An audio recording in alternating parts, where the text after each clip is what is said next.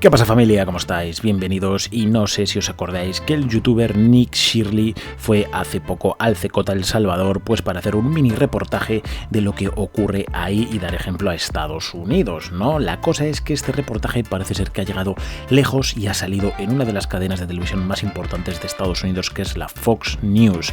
Así que quedaros que vamos a ver lo que han dicho de el CECOT, lo que ha pasado ahí y cositas sobre Bukele. Así que venga, vamos con ello. Look at El Salvador. Their president rounded up all the gang members, threw them in a high-security lockdown. El Salvador went from the murder capital of the world to one of the safest countries. They have a lower murder rate than we do. Investigative journalist Nick Shirley went down to El Salvador to check the mega prison out. Watch this.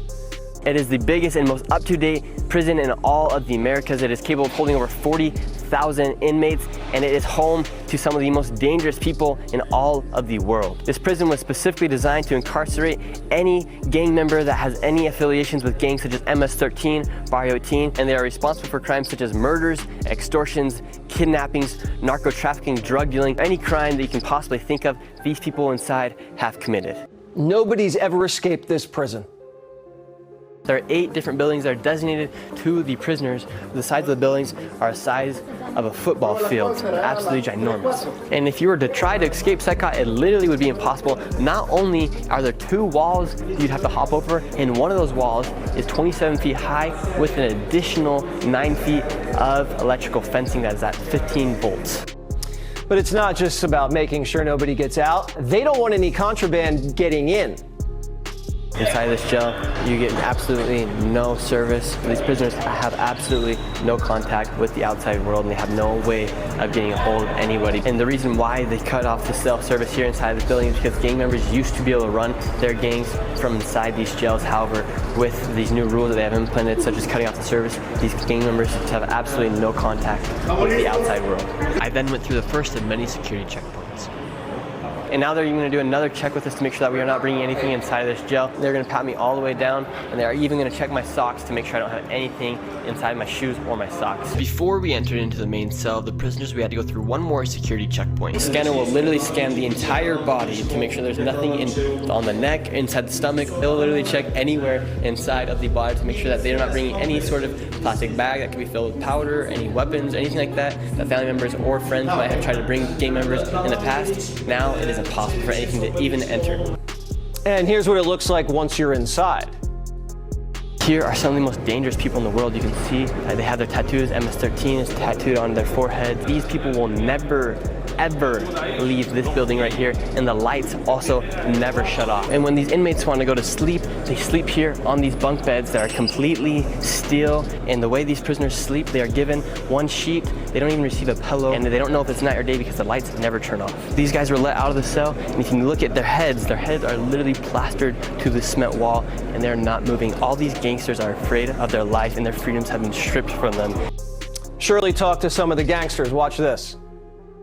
Now they have asked the prisoners to take off their shirts so they can show some of their tattoos.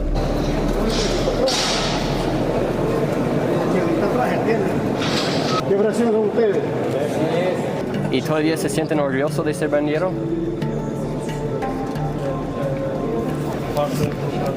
¿Sí o no? ¿Sí?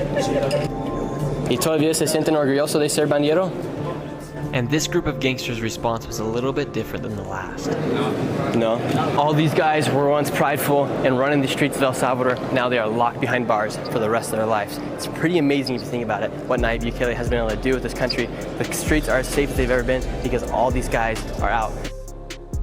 Nick Shirley is an investigative journalist. Nick, were you scared? You know, not really, because those guys are behind bars and they'll be there for the rest of their lives. When they were incarcerated, did they commit serious crimes, all of them, or were they some just associated with gangs? Each person inside that cell, inside of that prison, has at least killed one person. Oh. And it's very obvious, and they all have at least a tattoo that shows that they are part of MS-13 or Barrio 18 or other gang. And so is the president the most popular man in the world in El Salvador? I mean, the crime rate has plummeted. Yeah, Nayib Bukele is like the savior there in El Salvador. He has literally transformed that country into the safest country in the Western Hemisphere. So how do the people feel about crime now? I mean, it's gone. Is this going to spread? Are other countries down there catching on? You know, if any country was smart, if the United States was smart, they'd do something just like this as well, to make sure that no criminal gets treated like a normal person. They get treated like a criminal inside of a cell. Yeah, but we have constitutional rights here. We also have thousands of lawyers licking their chops every time you sneeze on a prisoner. I mean, do you think that this was cruel and unusual? Well, it is very cruel of somebody to take a life of somebody else that's innocent. So these guys being inside these jails is somewhat justifiable, I believe. Do you guys notice the change? I saw you talk to some of those people. They weren't proud. Were some of them still proud? The one guy did give me a little head nod, and he gave me a little grin when I asked him if he was proud. And the other ones, you could tell they really wish they never committed those crimes. All right. What do they eat? They eat beans, rice, and tortillas. Their menu consists of absolutely no protein. No protein. And there's nothing smuggled. There's no corrupt guard, nothing like that. No visitors from the outside, like family members or wives. These prisoners literally have no contact with the outside world, and they cannot talk to anybody. Wow.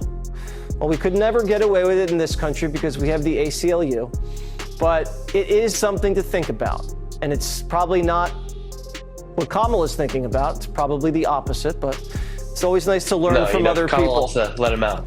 Exactly. And Kamala wants to bring him in. That's right. Nick, thank you very much. You're a very brave man, much braver than I am. Pues ahí hemos visto, familia, esas palabras de Nick Shirley, ese reportaje que ha hecho, también lo que opinan de él en Estados Unidos. La verdad que no es la primera vez que Bukele sale en la Fox News y que se hable bien de él. Siempre hay luego otras personas que critican a Bukele, pero bueno, tiene que haber de todo en la fauna del señor. Es algo normal y respetable. Y la cosa es que Nick ha pedido en Twitter poder entrevistar a Nayib Bukele. Mirad la pantalla, familia, porque esto me parece bastante interesante. Y es que si os fijáis, dice: quiero tener la oportunidad de sentarme y entrevistarte. He recibido miles de comentarios de personas que dicen que quieren que suceda. Hagámoslo. Mis vídeos de CECOT han sido vistos por más de 45 millones de personas en todas las plataformas. Dame una fecha y estaré allí. Ahora habrá que ver si Bukele responde o dice algo, pero como bien sabéis, Bukele no hace entrevistas a muchas personas. De los pocos que han logrado hacerla han sido Tucker Carlson 2 veces, uno de los mejores entrevistadores de Estados Unidos y me atrevería a decir del mundo, y luego también lo logró Luisito Comunica. Pero bueno, veremos qué va pasando y a ver si es posible esa entrevista. Mientras tanto, familia, ponedme en los comentarios qué os parece todo esto y nos vemos en el próximo vídeo. Chao.